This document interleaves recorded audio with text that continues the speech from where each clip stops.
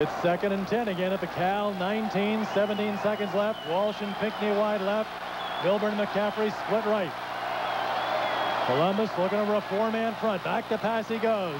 Steps up, throwing for McCaffrey. He's open. He's got it. Touchdown, Stanford. There's the one big play, Hal. We talked about one big play for McCaffrey.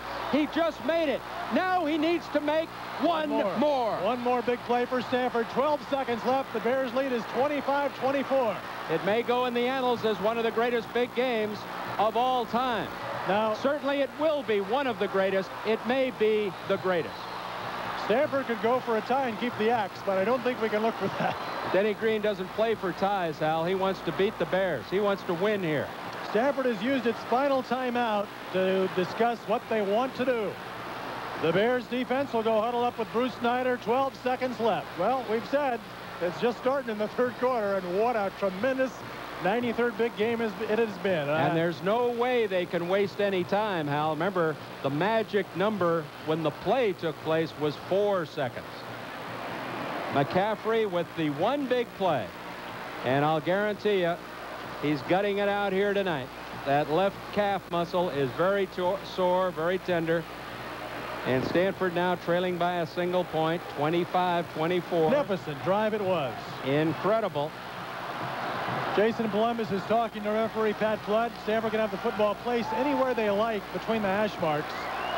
It'll be moved about midway between the center of the field and the left hash. So the 2-point conversion attempt with 12 seconds.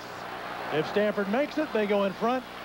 If Cal stops them, the Bears stay in front 25-24. What a fabulous football game. Unbelievable. The Stanford band is not on the field. Let's announce that. They are not on the field.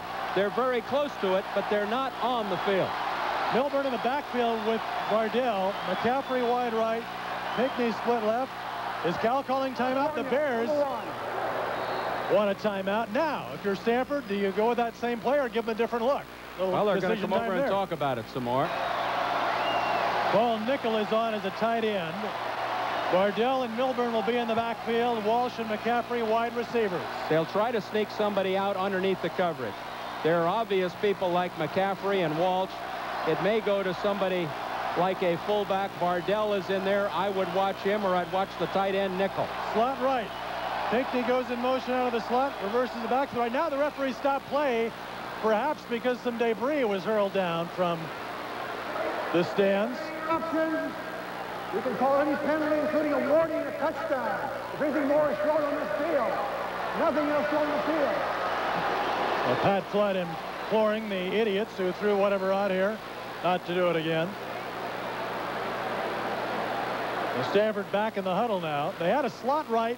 Pinckney in the slot, McCaffrey wide right. Pinckney went in motion left, reversed it right. Yeah, and a disadvantage now for Stanford, Hal, because they've shown their formation. So the Bears have had a chance to look at that, and they've got an opportunity to realign themselves and expect that same formation when Stanford comes out. I can't believe they would change. Palumbis came to the sideline and asked, do we want to run the same play? And a very quick discussion. He's back in the huddle. I would think Nickel or Vardell, somebody sneaking in late. They've got to protect Palumbis. It's the same formation. Pinckney in motion to the left side, reverses it right. Here it is. Palumbis rolling out to his right. Looks into the end zone, throws for McCaffrey, intercepted. It's broken up by Hardy, and the Bears stay in front. And the fans come out on the field, but we still got a kickoff. The field is engulfed with fans wearing the blue and gold, but they will have to clear the field here. And Stanford will kick off, and you know they'll make an onside kick and hope for a miracle, but the Bears have apparently won it, as it was John Hardy cutting in front of McCaffrey to intercept that pass on the conversion attempt and preserve the Bears lead at 25-24. The public address announcer is making the announcement now, telling the fans to clear the field, and perhaps they can restore some order here in the moments ahead. Now the fans are being pretty good about it. One ball will go this way. So we assume the 15-yard penalty will move it to the 50-yard line. And Hopkins will hit the onside kick from there. Let's see, if Stanford would recover, it has to go 10 yards. That would put it at the 40 at least of Cal. So in theory, then you'd give Hopkins a shot. Off the AstroTurf, might have a chance. So, well, Stanford did this against Oregon last year, didn't they? Was a little more involved. They had to run a few plays, but they're kicking off from the 50-yard line. So Cal with its hands team up front. I don't believe Stanford has used an onside kick this year, but they work on it in practice. They've got 8 players to Hopkins' right and 2 to his left. Cal has 5 men right on the 40-yard line or within a yard of it. And that's their hands team. They practice this too. 59 minutes and 48 seconds. It's come to this. Here's the onside kick by Hopkins. Going across the board, touched by one of the Bears. Let's see who gets it. And it's still up for grabs. Stanford has it with 10 seconds left at the 37-yard line. I almost can't believe that. A couple of Bears made a dive for the ball. Stanford will get it. I believe it's Byers. Holy cow. Dan Byers, junior linebacker, recovers. Stanford has it at the 37-yard line with 9 seconds. And they can, let's see, a field goal here. Bear with me. I had this up here. It'll be about a little over 50 with 9 seconds. I guess you take a shot at a pass, perhaps to the sideline. Incompletion kills the clock. For attempting a field goal to win it. Pinckney and Walsh wide left. McCaffrey and Milburn split right. No timeouts remaining. They have to go out of bounds or get an incompletion. Palumbis to pass. Throws upfield. It is out of bounds. Incomplete with 5 seconds. There's a penalty marker on the play. Palumbis winds up on the deck. Was he roughed? If so, that would give Stanford a great shot at a field goal. But I'm only guessing. I looked upfield with a fly to the pass. And let's see what the call is. To say it is crucial is a hideous understatement. Roughing the passer on the defense. First down. It is roughing the passer, as Pat Flood said. The replay we just watched also followed the ball, as my eyes did. So I cannot tell you who made the hit, but now with 5 seconds left, the field goal team comes on for Stanford. Let's see, they've not spotted the ball after the penalty, but Stanford incredibly has a chance to win this football game. John Hopkins has made 4 field goals tonight, and he has had 1 blocked. What an, I mean, after 1982, do you say incredible finish? Because it couldn't top that, could it? Here's the penalty being stepped off down to the 22-yard line. So it will be about a 39-yard field goal attempt for John Hopkins. Unbelievable. Cal has a timeout left, and they use it. So with 5 seconds left, oh my. What an incredible turn of a major mistake. And then with John Hopkins apparently having to face a long field goal, Jason Palumbis was roughed on an incomplete pass on first down after the successful completion of the onside kick, and the penalty moves it to the 22.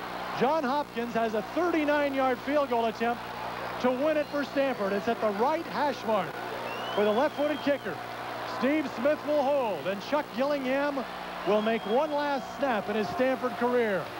The senior Hopkins, Stanford's all-time field goal leader, has a chance to win it. Here we go, 5 seconds left.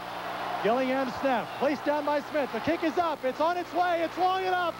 It's good! It is good! And Stanford has won it as time runs out. Stanford has won it on John Hopkins' 39-yard field goal as time expires. And there's a wild sea of red and white down on the field where maybe 3 or 4 minutes ago it was the blue and gold of California celebrating after Hardy's interception.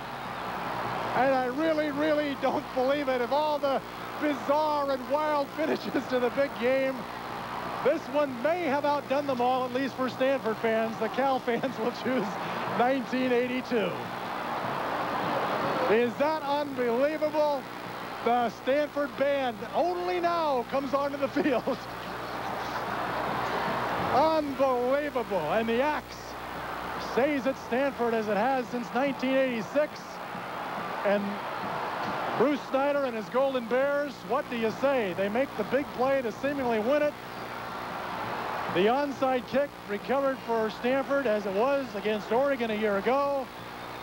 Hopkins drills the field goal. That sets a Stanford record of 5 in one game. The last kick he'll ever make, it was the last snap for Chuck Gillingham after the last drive for the Stanford offense. An absolutely incredible storybook finish for Stanford fans. And I guess the heartbreak for California offset only by the fact that they still have a game ahead of them at the Copper Bowl on New Year's Eve. So don't go anywhere, folks. We've got a lot to cover yet here tonight. I want to alert our network stations that we're going to take a 2-minute commercial break momentarily. John Hopkins' 39-yard field goal as time runs out has given Stanford the 93rd big game over California. The final score 27-25, and we'll be back here at Memorial Stadium after this 2-minute timeout.